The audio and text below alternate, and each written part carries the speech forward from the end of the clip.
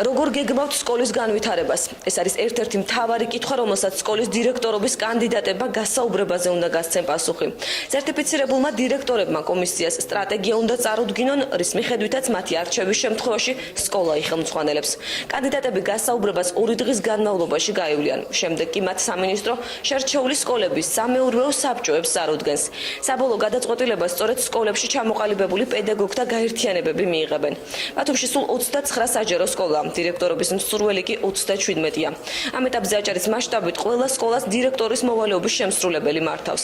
დირექტორებს ბათუმის სკოლებში სავარაუდოდ 15 სექტემბრამდე წარადგენენ, რის შემდეგაც მუნიციპალიტეტების სკოლების დირექტორების გასაუბრება დაიწყება. მე პირადად დავასახელი ლიტერატურის მიმართულება, ლიტერატურული კლუბი, რომელიც მძლავრად არის, მაგრამ ზოგადად, რა თქმა უნდა, ყველა სკოლის პრიორიტეტია მაღალი აკადემიური დონე, დისციპლინა და წარმატებები საატესტატო თუ ეროვნულ გამოცდებს. აქ არ არის საუბარი მათ პროფესიონალიზმზე, იმიტომ რომ ეს უკვე დადასტურებული, ამიტომ აქ უბრალოდ ჩვენ ვისმენთ მათ ხედვებს, მათ გეგმებს, რაც გააკეთებენ სამომავლოდ თქვათ იმ სკოლაში, რომელიც არჩეული აქვთ, იმიტომ რომ გაავისხული განათლების სამინისტრო და კომისიაც პასუხისმგებელი იქნება იმ სამეურვეო საბჭოს წინაშე, რომელსაც წარუდგენს დირექტორობის კანდიდატს.